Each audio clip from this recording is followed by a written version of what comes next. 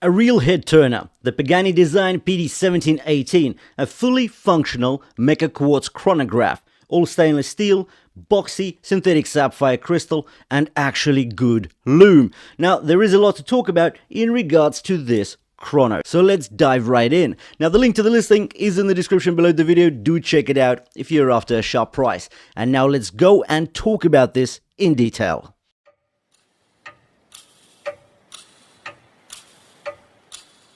The Pagani Design PD-1718 takes on the Panda chronograph look with a compact stance, 39.5mm across, 13mm thick, and 46mm lug to lug, thanks to inverted end links. At just under 40mm, it's sized to echo classic proportions, but still feels modern in execution. The case is fully 316L stainless steel with tall, lean flanks that taper into lugs carrying a neat, uniform 45-degree polished bevel. This bevel separates mirror-polished sides from brushed lug hoods, giving crisp light breaks and adding refinement to what is otherwise a tool-driven profile. The bracelet integration is seamless. The end links appear almost molded into the case. Around the mid-case runs a slim polished slip of the screw-down case back, just visible beneath the brushed flank. Above it rises a tall fixed bezel.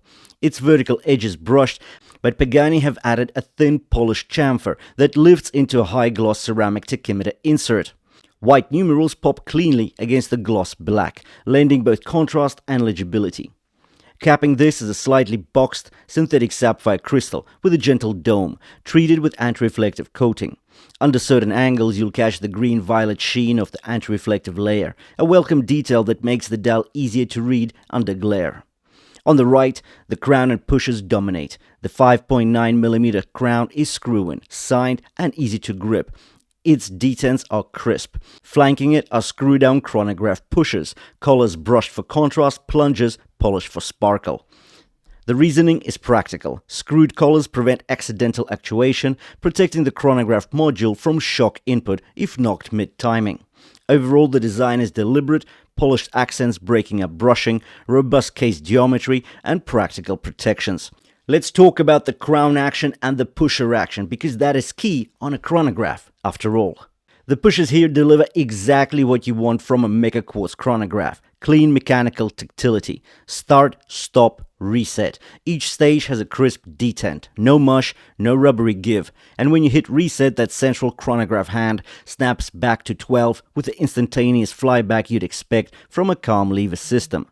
The VK64 inside is Seiko's hybrid workhorse, running to within plus or minus 20 seconds a month with a fifth of a second sweep. That translates to 0.2 second indexing, a precise mechanical-like cadence powered by quartz regulation. Battery life stretches to roughly 3 years. The crown itself is equally confident. At 5.9mm, it's large, deeply notched, and screws down securely. Unscrew it, and you'll feel the crisp thread engagement release. First pull is a ghost detent. This movement has no date complication. Pull again, and the hands move with a buttery, backlash-free feel.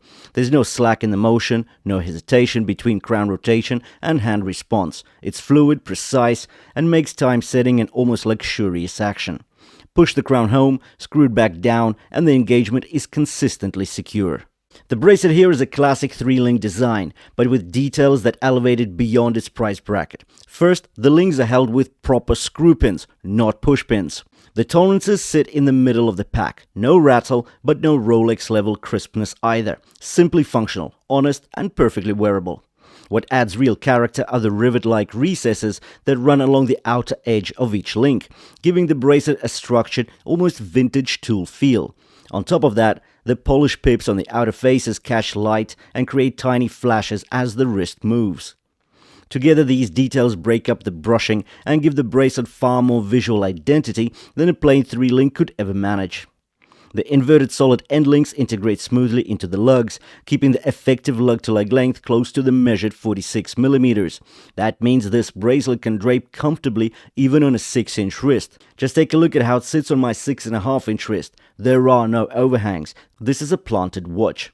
The clasp is multifaceted and signed. It's a double push-button deploying clasp with 3 micro-adjustment points, and when you open it, you're met with a lean, brushed, milled folding wing. Flip the watch over and the screw-down case back completes the package. The engraving is deep and legible with the PD logo, anchor motif, model number and water resistance rating of 100 meters.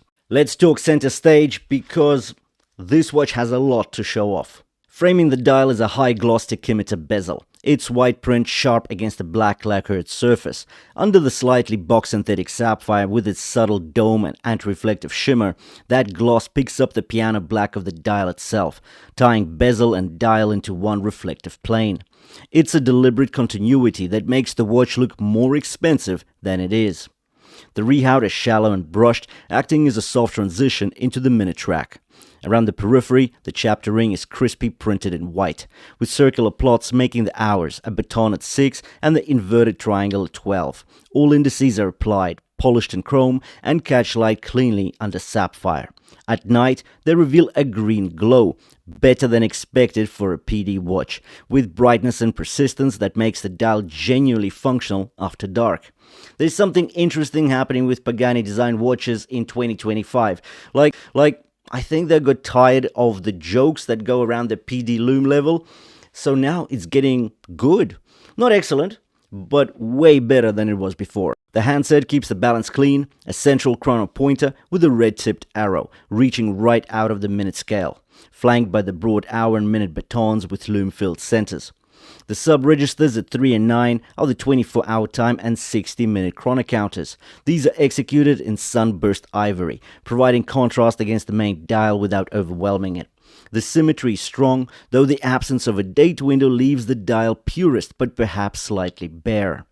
A discrete date at 6 would have anchored it nicely. Brand text is kept restrained, PD logo beneath 12, water resistance rating above 6, and just a touch of red accents to inject sportiness.